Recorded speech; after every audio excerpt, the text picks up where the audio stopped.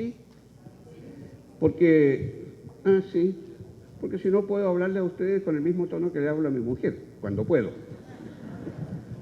Bueno, yo tengo mi propio controlador de tiempo. Antes de iniciar el conteo de tiempo, quiero decir una vez más que me siento muy honrado por la invitación que se me ha hecho a este país, al cual vuelvo después de más de 30 años, creo. Voy a hacer algo heterodoxo que la verdad es que nunca he hecho, porque todas mis intervenciones son sobre la base de una presentación Power, pero ahora voy a mezclar una parte del Power con algunas lecturas. Bueno, esto no necesito decir qué es lo que es esto. Solamente debo decir que es un gallo de más de 1 metro de altura, que me lo llevé personalmente desde Tegucigalpa a Santiago de Chile y que ha sobrevivido a 2 terremotos tremendos. Y cuando lo tuve durante años en mi oficina de la CEPAL, sobrevivió al deseo de muchos colegas de quebrar el gallo y ojalá quebrar al dueño del gallo también. Bueno.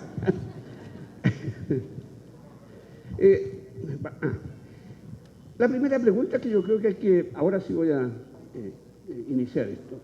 Ya. La primera pregunta que creo que uno tiene que hacerse es ¿para qué queremos reafirmar la identidad territorial? Yo creo que la respuesta se plantea en términos teleológicos y en términos instrumentales también.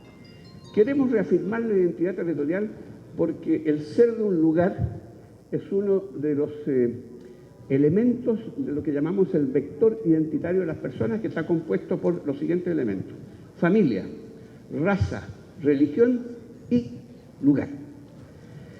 Y en la globalización, de una manera a veces racional y también muchas veces de una manera subliminal, nosotros queremos defendernos de la posibilidad de la alienación total que quisiera sernos impuesta. La globalización, y yo no participo en las teorías conspirativas de la globalización ni mucho menos, tiene fuerzas que buscan la homogeneización total. Quisiera que los hondureños pasaran a ser ciudadanos de la Coca-Cola y que los chilenos pasaran a ser ciudadanos de la Mitsubishi. Y la gente no quiere eso. La gente quiere reafirmar su identidad para poder defenderse de esa potencial alienación. Esa es una razón que nos lleva a trabajar el tema de la identidad. Esta es la identidad personal se nos plantea como una cuestión finalista. Es buena en sí misma, es una cuestión teleológica. Pero también es un asunto instrumental. Queremos fortalecer la identidad, y en este caso hablamos de la identidad de los territorios, sea el país, sea las regiones, etc., para competir mejor en la globalización, que es el juego de alta complejidad al cual estamos obligados, nos guste o no, a entrar. Aquí tengo un documento que lo dejé acá por lo demás, ¿no? Como varios otros. El primer párrafo dice lo siguiente: todos nosotros, todos y cada uno de los, hoy día, 7.000 millones de habitantes del globo, y todos y cada uno de los miembros de todas las especies animales, somos el resultado de una competencia tremenda en la que participan cientos de millones de actores en cada momento del inicio de la vida, las células masculinas reproductoras. La competencia forma parte de nuestro código genético, porque todos sabemos que la lucha entre 400 millones de espermatozoides en un momento dado es a muerte. En tanto que la cooperación es el resultado de nuestra paulatina socialización y de la adopción de normas morales.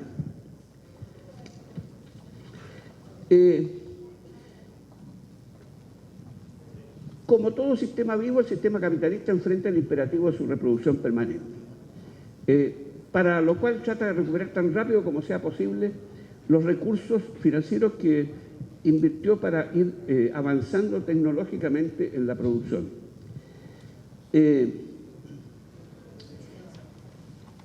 Un geógrafo canadiense, Gerard Servet, publicó un trabajo por allí hace años en que se dedicó a contar las regiones que existen en el mundo, y no voy a entrar a los detalles, qué es lo que entendió él por regiones, simplemente dijo al final hay 5.239 regiones en el mundo. Está bien, algunos dirán son más o menos.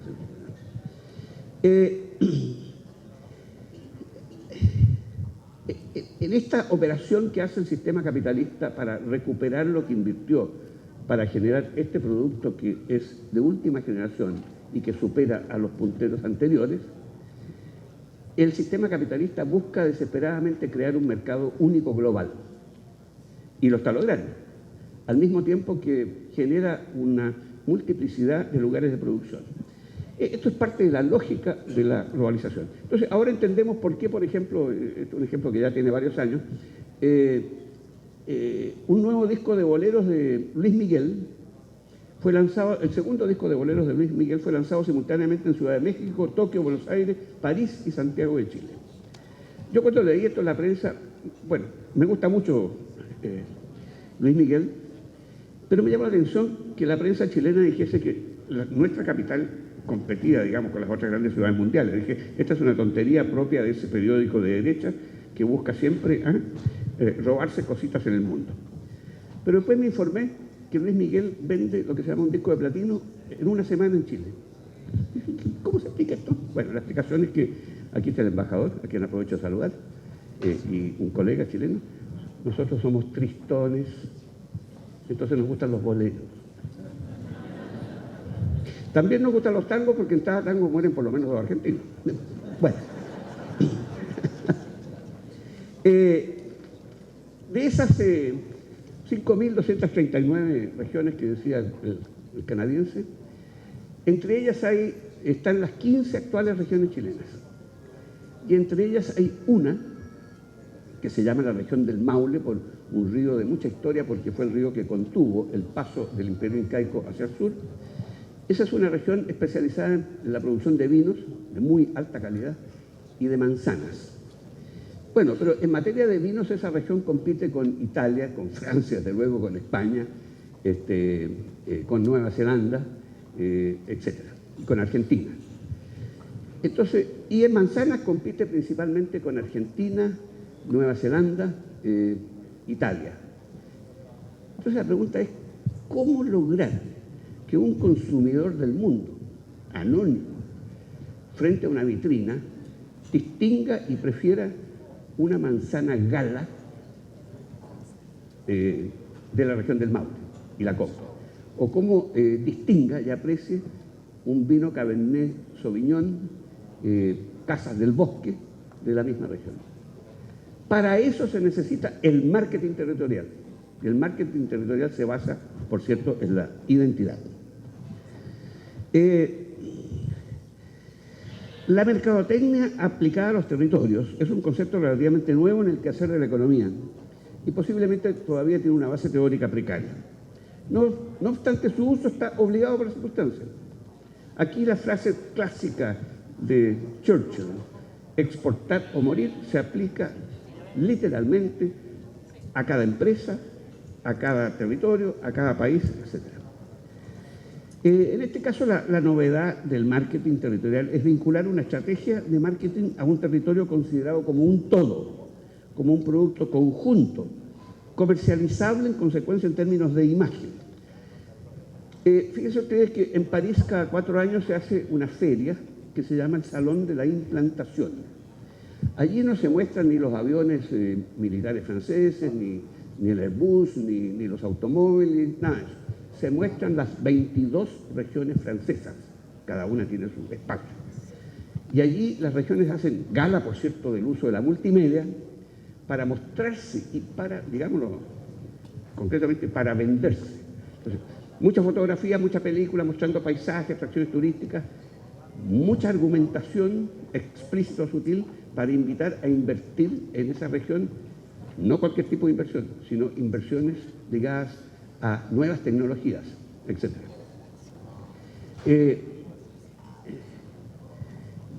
La base más remota conceptual del mercadeo en general se encuentra, resulta curioso señalar esto, pero así es, en Aristóteles. En efecto, la retórica aristotélica, o sea, lo que Aristóteles llamaba el arte de presentar las ideas, se basa primero en un etos, concebido como el conjunto de características propias del sujeto que habla, que emite un mensaje. Es el ser mismo el que se presenta en sus elementos intrínsecos que lo definen. Yo soy así. Segundo, el mensaje apela al pathos, a la emoción, a los sentimientos que genera el que habla. Y tercero, el mensaje apela al logos, a la razón y a la palabra. Aquí voy a pasar a una diapositiva interesante. Me voy a saltar muchas, ¿no? Ah, no, pero de verdad que esto hay que apuntarlo ahí. Un momentito.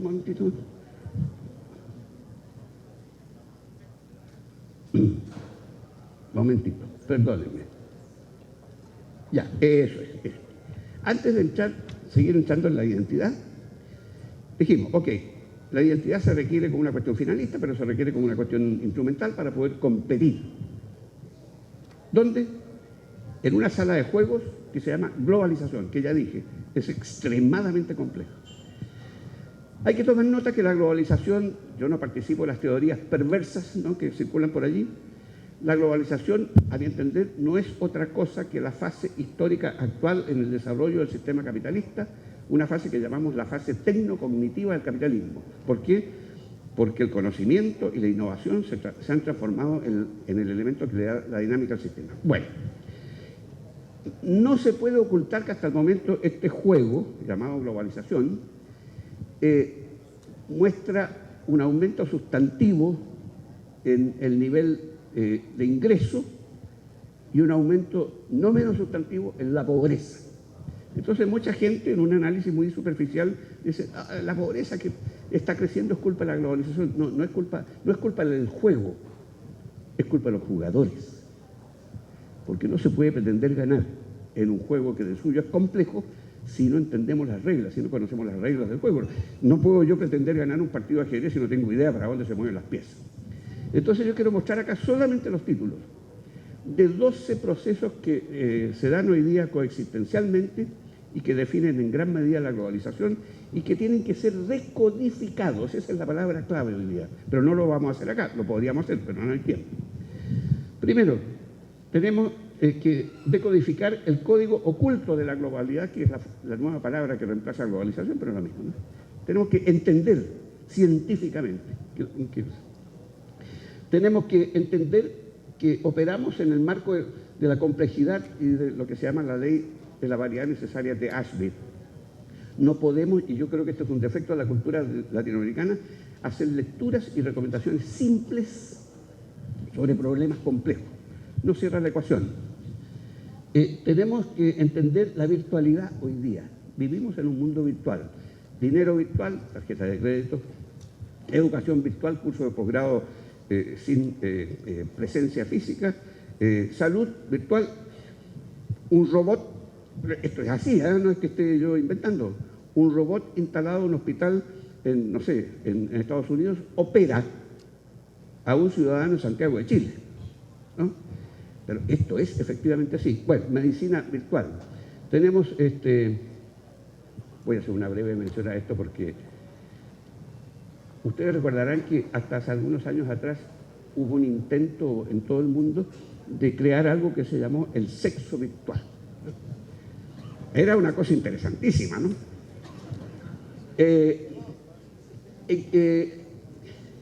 Fracasó.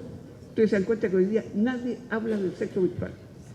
Un eminente sociólogo catalán, Roman Gubern, escribió un libro magnífico para mi gusto que se llama El Eros Electrónico, que explica todas las complejidades de por qué eso no podía funcionar.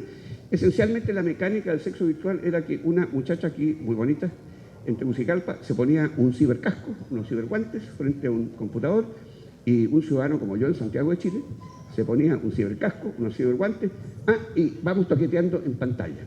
Bueno, Google explicó científicamente porque eso no funciona. Yo manejo una explicación mucho más sencilla y carnal. No se calentaban ni los alambres, así que desapareció. Ahora, lo interesante es que la virtualidad llegó al territorio. Y hoy día tenemos territorios virtuales, regiones virtuales, ¿no? Una región virtual es una región que se conforma mediante acuerdos entre, por ejemplo, una parte de su territorio va a estar en Chile y otra parte en Italia. Y no estoy imaginando. La región de Atacama, en el norte de Chile, conforma una región virtual con la región de Lombardía en Italia, ¿no? Ok, y eso se está multiplicando. la consecuencia de esto es que cuando queremos desarrollar una región de Honduras, no podemos mirar solamente hacia adentro de esa región, tenemos que mirar el globo. Subjetividad. Esto, a mi juicio, es importantísimo, es una revolución en la ciencia económica. La recuperación de la subjetividad en economía. El sujeto individual y el sujeto colectivo y la libertad, ¿no? Tamaño. Una cuestión cultural difícil de discutir, ¿eh? Difícil porque hay parte del género humano que tiene una tendencia como diríamos, Schumacher lo dijo, somos víctimas de una universal idolatría del gigantismo. Bueno, pero en realidad en el mundo real de hoy día, lo pequeño tal vez no sea hermoso, como decía Schumacher, pero lo pequeño puede ser muy valioso. Un solo dato muy rápido. Juan Ramón Cuadrado Roura, eminentísimo científico, economista de la Universidad de Alcalá de Henares, uno de los mejores especialistas del mundo, hizo un estudio empírico sobre las regiones ganadoras en la Unión Europea en la década de los 90, hizo la división entre ganadoras y perdedoras, se metió adentro de las ganadoras y descubrió 8 características, y una de ellas es, para mi gusto, la más importante. Descubrió que el tejido productivo de las regiones ganadoras en la Unión Europea de la década de los 90 está basado principalmente en micro y pequeñas empresas. Eso es lo que uno podría llamar un cohete exocet al cerebro de los economistas. El poder. Uno puede preparar la mejor propuesta, pero si no tiene poder político, esa propuesta va a terminar en una biblioteca o en un canasto de papel. Hay mucho que decir sobre el poder, ¿no? Competitividad, que es un tema de moda y que se va a tratar en este simposio. Yo utilicé acá una expresión en inglés, your place or mine, porque me acordé de las muchísimas películas romanticonas yanquis en que una pareja se conoce, empatiza, el día viernes se va a un bar o a un restaurante, toman, comen, y la empatía sube, y llega un momento en que se hace una pregunta clave, que es en inglés, your place or mine, o sea, vamos a mi departamento o al tuyo. Lo que quiero decir con esta metáfora es que los territorios compiten hacia afuera, vendiendo productos, y hacia adentro, atrayendo factores de crecimiento. La velocidad. Hoy día hay que ser extremadamente veloz para tomar decisiones. Thomas Friedman, notable escritor sobre la globalización, en La Tierra es plana, rescató un antiquísimo proverbio del Sahel africano, que por supuesto nunca fue escrito, que dice lo siguiente: cuando amanece en África se despierta una gacela. La gacela sabe que tiene que correr más rápido que el más veloz de los leones para no ser devorada. Cuando amanece en África se despierta un león. El león sabe que tiene que correr más rápido que la más lenta de las gacelas para poder comer.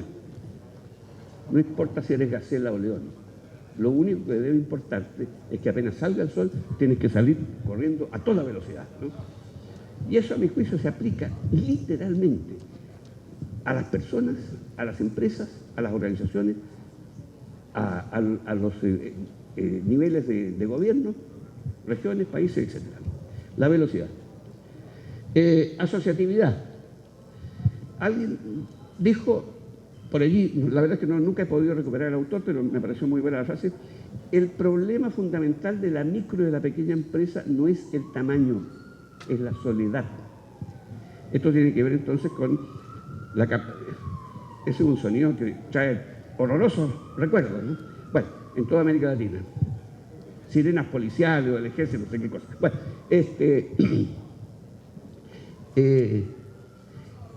la asociatividad está vinculada a un concepto muy de moda que es el capital social, en fin, hay que trabajar todo eso. Sustentabilidad. Sustentabilidad. Han aparecido algunos conceptos nuevos, bastante comunes en América Latina, que tienen que ver con una nueva cohabitación entre el territorio y la biología. Por ejemplo, en Colombia en particular se habla de regiones, ciudades-regiones, ecorregiones, y así por delante. Lideranza. Necesitamos una lideranza, pero distribuida socialmente. Y una cuestión que es central en este simposio, la identidad. Reafirmar que soy de aquí y no de allá. me perdonan una brevísima referencia, pues esto tiene mucho que ver además con Facundo Cabral, que lo asesinaron aquí en Guatemala. Bueno, el año pasado voy a Barranquilla, en Colombia, invitado por la Universidad del Norte, a dar una conferencia, y el principal periódico, creo que se llama El Heraldo, me hace una entrevista. Entonces, la primera pregunta del periodista me dice, ¿usted es chileno? Yo le digo, no. Tipo quedó sorprendido. ¿Cómo que no? No, le digo, yo soy purenino. No entendió nada. Entonces le explico, es que yo nací en un pueblecito en el sur de Chile que se llama Purén. Así que mi primer referente de identidad territorial no es Chile, es Purén. Bueno, el periódico se las trae, ¿eh? Porque al día siguiente que publicó la entrevista se había metido en internet y tenía una descripción de este tamaño exacta de lo que era mi pueblo natal. Bueno, ya, dejemos esto entonces. La cuestión que yo quiero afirmar es que si no se decodifica este cuadro completo, lo mejor que pueden hacer los técnicos es quedarse en su casa leyendo la prensa. Porque si hacen intervenciones, lo más seguro es que cometan errores. Y eso sabemos por la experiencia social. Esos errores no lo pagan los políticos, no lo pagan los tecnócratas, lo pagan los pobres directamente. Entonces, la falta de conocimiento científico se transforma en un verdadero pecado, ¿no? Y por lo tanto hay que superarlo. Bueno, quiero, por supuesto, todo esto me lo salto, quiero llegar a la parte realmente, de verdad que haya, a la parte de identidad. Esta presentación queda a disposición del público. Yo siempre digo que el conocimiento es un bien público. Presentar el conocimiento como lo se hace entonces, no, es una actividad privada que genera ingresos. Bueno. Bueno, aquí yo no mostré al comienzo, tengo una fotografía de una tablilla parlante de Rapa Nui, la isla de Pascua. Esa tablilla tiene jeroglíficos que no han sido descifrados hasta el momento. Entonces la apuesta que yo hice al comienzo de esta presentación, que no la mostré, es que a lo mejor tenemos la suerte de que en la tablilla parlante esté la definición del desarrollo, para saber hacia dónde debemos ir.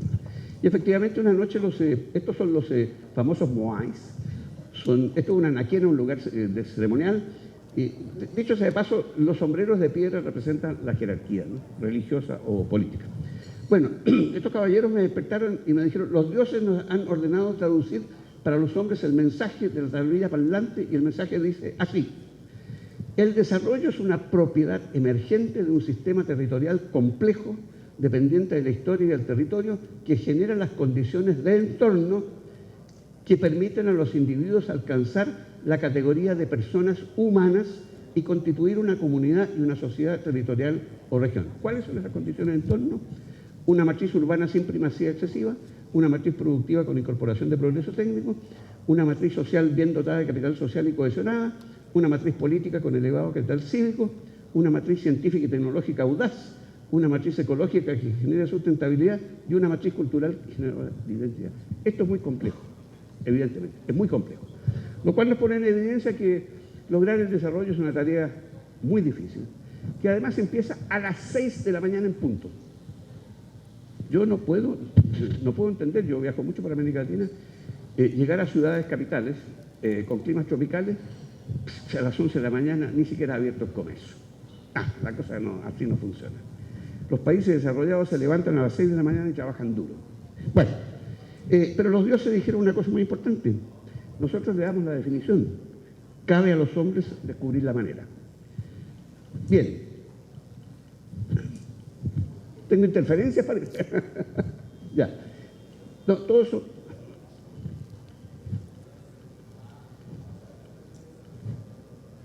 eso me lo salto. También podría apoyar con el dedo allá, ¿eh? No, pero ahí vamos viendo. Todo esto queda para que ustedes lo vean en sus casas.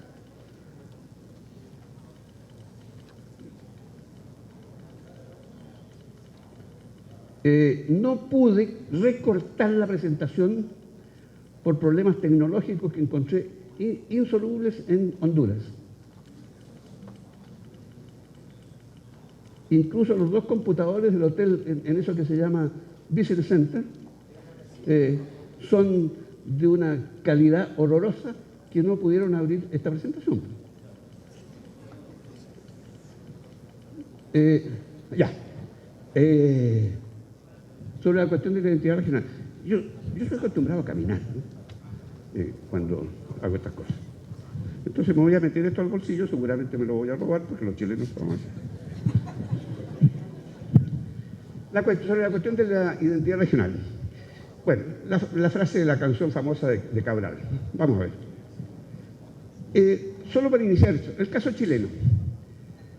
En el caso chileno, como pueblo, tenemos una identidad muy fuerte ligada al concepto de patria y una muy débil identidad de lugar. ¿Por qué? Bueno, básicamente uno puede decir, por la temprana consolidación del Estado-Nación en la década de los 30 del siglo XIX, por las guerras externas, 2 guerras contra Perú y Bolivia, una guerra contra España después de la independencia, etcétera, y 300 años de guerra interna contra los mapuches. Estas guerras reforzaron la idea de patria y, por supuesto, el centralismo del gobierno. Una confusión fáustica propia del siglo XIX, creer que democracia es igual a igualdad, para nada, y creer que igualdad es igual a homogeneidad, para nada. Pero nos embarcamos en esos errores. Y también el sistema educacional afrancesado y homogeneizante. En Chile se repite aquello que se comenta, no se sabe si es un invento o verdad, en los textos sobre, digamos, educación. Se dice que un ministro de Educación chileno viajó a París para entrevistarse con el ministro de Educación francés, precisamente tratando de descubrir la descentralización educacional en Francia. Y bueno, estaban conversando y en un momento suena un relojito y el ministro dice, son las 11 de la mañana. En este momento todos los niños de Francia están leyendo el discurso del método. ¿Qué descentralización es? Ninguna. Bueno, ¿subsistirá la identidad territorial en la globalización? Una pregunta básica. Jorge Larraín, un sociólogo chileno súper importante y especialista en cultura, dice, la característica más importante de la cultura de masas global es su peculiar forma de homogenización, que no reduce todo lo específicamente norteamericano o europeo, sino que tiene la capacidad de reconocer y absorber diferencias culturales dentro de un marco general que es en esencia una concepción norteamericana o europea del mundo. Hegemoniza otras culturas sin disolverlas, opera a través de ellas, no destruye las culturas locales, las usa como medio. Su idioma universal es el inglés. Y entonces uno piensa, históricamente, ¿qué ha sucedido en el mundo? Bueno, tomemos el caso del Imperio Romano. El Imperio Romano impuso la Pax Romana, la Lex Romana y el latín. Pero el latín no destruyó ni el español, ni el portugués, ni el francés, ni el italiano, ni el rumano. ¿Qué es lo que pasó? Lo mismo que observamos hoy día en todo el mundo. Hay una suerte de sincretización cultural. Observen ustedes que, bueno, en este tipo de literatura aparece con frecuencia la expresión la McDonaldización del mundo, que es para describir la hegemonía completa norteamericana. Permítanme comentarles qué ha tenido que hacer McDonald's en Argentina y en Chile.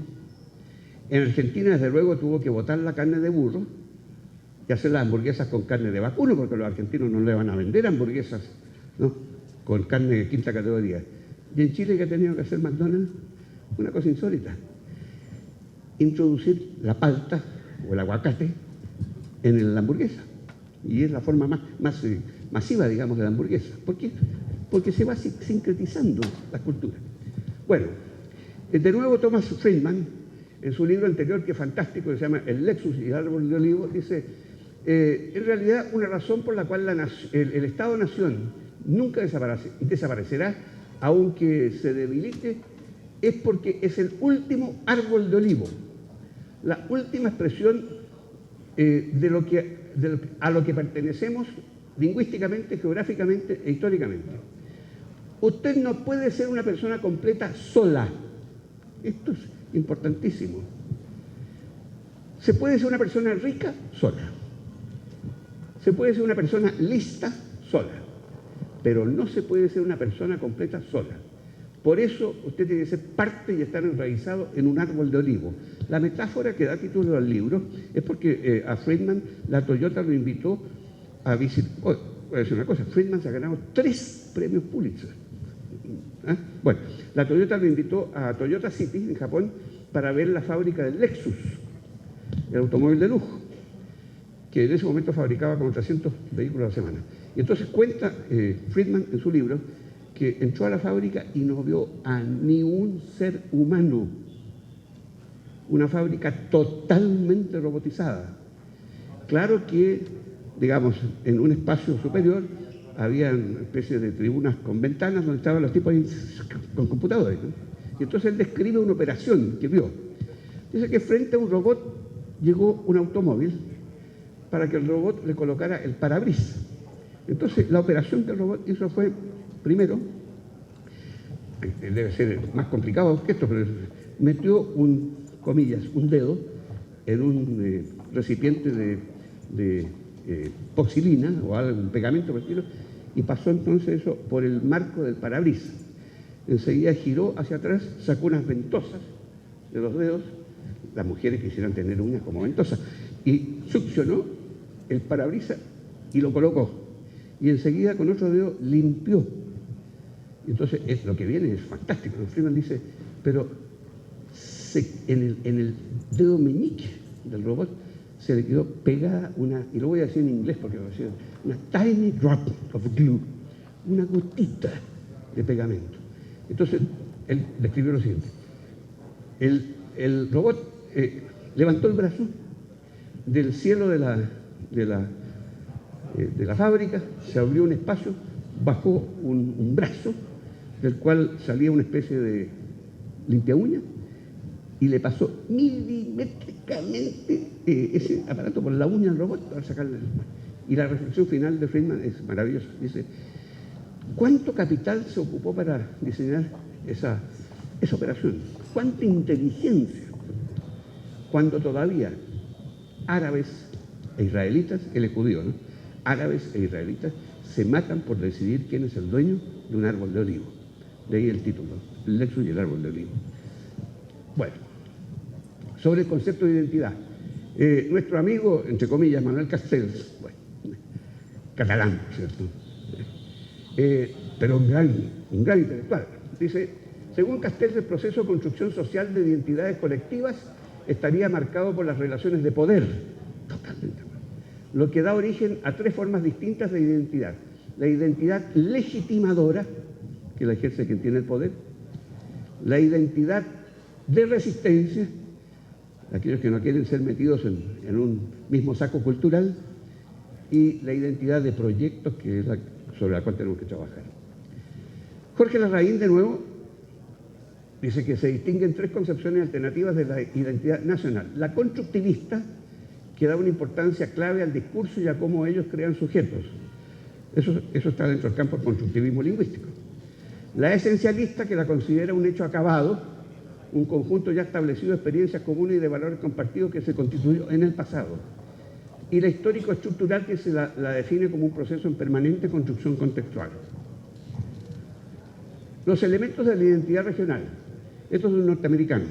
Miller. Las comunidades territoriales están constituidas por creencias. Sus miembros pueden reconocerse como coterráneos y hay una cierta reciprocidad de compromiso. Cuando un territorio tiene identidad, se puede hablar de una comunidad imaginada, como lo hizo Benedict Anderson. Una comunidad imaginada es una comunidad en que los lazos territoriales, los identificadores territoriales son tan fuertes que la gente se puede reconocer, son de Cataluña, pero se van a reconocer en el aeropuerto Narita de Tokio, ¿no? sin ningún signo especial externo, ¿no? Continuidad histórica. La identidad se extiende hacia el pasado y se proyecta hacia el futuro. Esto es muy importante, yo he tenido experiencia práctica en esto, ¿no?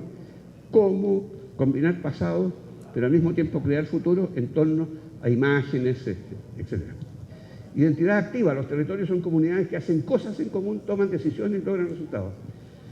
Un espacio geográfico particular que se constituye en la autorreferencia primaria. Un sentido de pertenencia a partir de características compartidas. Existe una cultura pública que sirve para distinguir la territorialidad o regionalidad de otras formas de identidad personal. Yo sé que me voy a pasar largo el tiempo. Los chilenos constituimos como nación una comunidad imaginada extremadamente fuerte. No tengo tiempo para contar experiencias personales, pero yo, por ejemplo, una vez en medio de millones de personas en el aeropuerto de Narita, vi pasar un ciudadano y pensé, ese es un chileno. Y después me lo encuentro en el aeropuerto de San Francisco para regresar a Santiago y le digo, oye, me gusta esta banderita. Sí, señor. Era un marinero chileno. Uno se reconoce, ¿no? Bueno. El paso de la región sujeto a la región paso de la región objeto a la región sujeto. Esto es muy importante porque en América Latina 5 minutos gastan una cantidad de dinero en traerme, se genera una huella ecológica gigantesca. Bueno, entonces me voy a saltar esto, me voy a saltar todo esto porque todavía falta un capítulo más concreto sobre... Un ejemplo, la región de Valparaíso en Chile. Hay un esfuerzo en este momento en marcha, muy interesante, muy bien hecho a mi juicio, para crear una imagen corporativa de la región de Valparaíso y de su capital, que es Valparaíso. Hay que superar localismos parroquiales. Valparaíso, guste o no, es el ícono natural e internacionalmente reconocido de la región. Habría que suponer que si se decretara la libertad para crear los logos territoriales, los habitantes de Putaendo, perdonen, pero es una comuna y una ciudad, preferirían que su referente siguiese siendo Valparaíso, ¿no? Claro. La globalización genera múltiples dialécticas y contradicciones. Por ejemplo, amenaza con reemplazar las identidades nacionales por otras de tipo corporativo. Ello desata, como lo dijimos, una reacción anti-alienación por parte de las personas que reafirman su identidad local. Esto, de nuevo, me tomo la libertad de mostrar. El año 1965 yo vivía en Valparaíso. Fue un invierno terrible en Chile, pero terrible.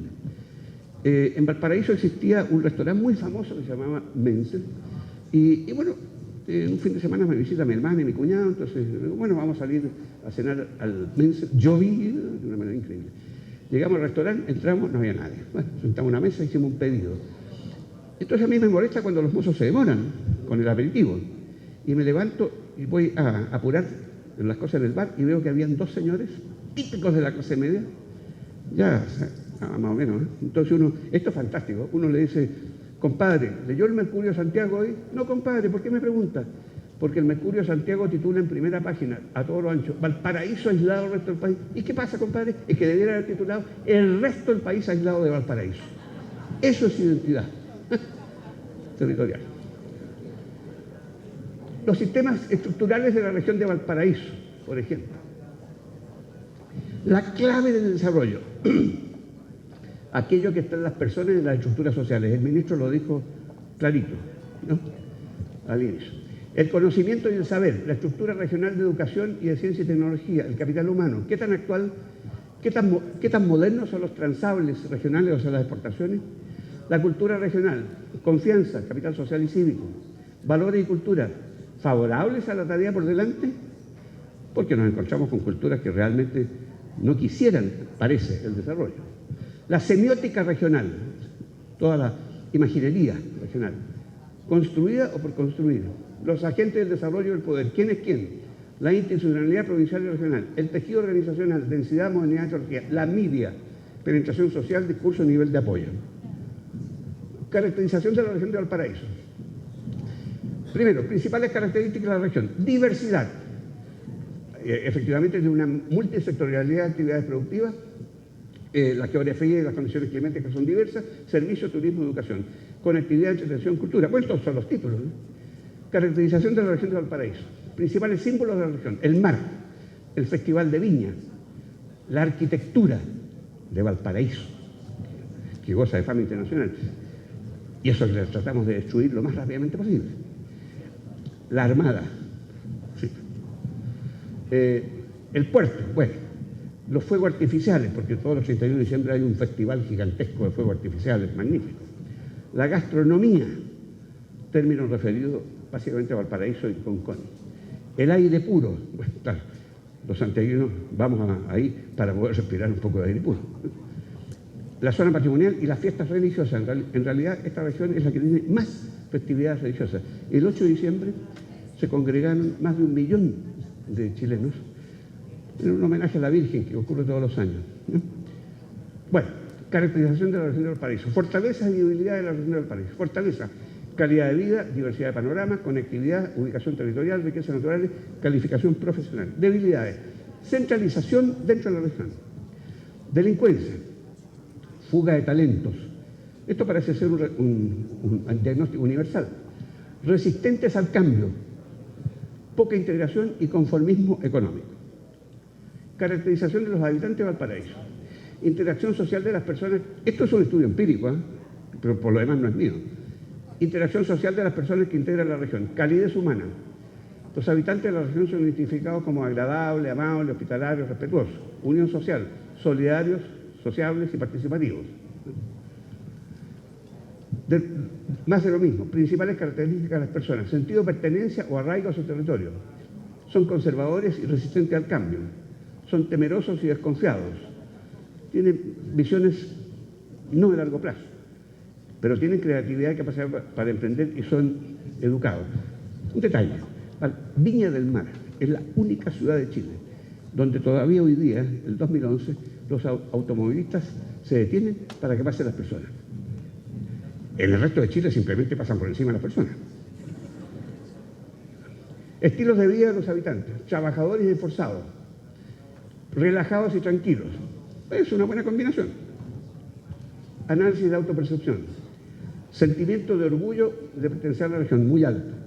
Reconocemos la identidad propia, alto. Identificados con la región, nota 5 de 1 a 7. Cercanos y vinculados con la región, 5 6 de 1 a 7. Lo que somos está influenciado por la región, nota 5. ¿Cómo nos ven? La diversidad, multisectorialidad, servicios, borde costero, belleza de mar y playas, que se relaciona con sus habitantes. Conectividad: los caminos son lo fundamental para desplazarse en forma rápida y segura. Es una región muy urbana.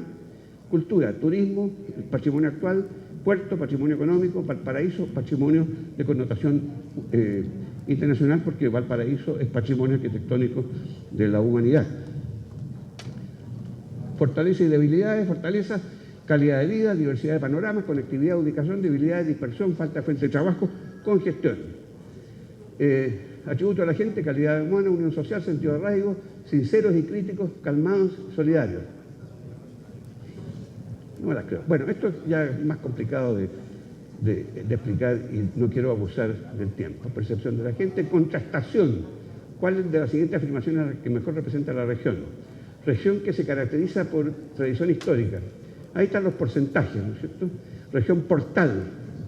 Portal porque es un puerto, porque tiene un antepuerto, qué sé yo. Región de alta movilidad, región de origen y destino internacional, región satélite, región con vida religiosa y variedades de actividades económicas. Bueno, todas esas cosas confirmadas. Bueno, el autor meditando acerca de la verdad o falsedad de lo que dijo hace bastantes años, sí, ¿no? Yo quiero llamarles la atención sobre esto que coloqué acá. Esto es una caricatura del famosísimo dibujante argentino Quino, dibujada en plena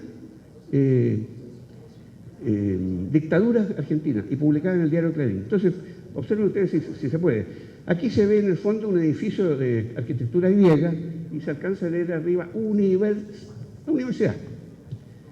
Aquí está el automóvil Falcon típico de los servicios secretos policiales argentinos. Aquí hay un gorila gigantesco con un walkie-talkie, ¿no?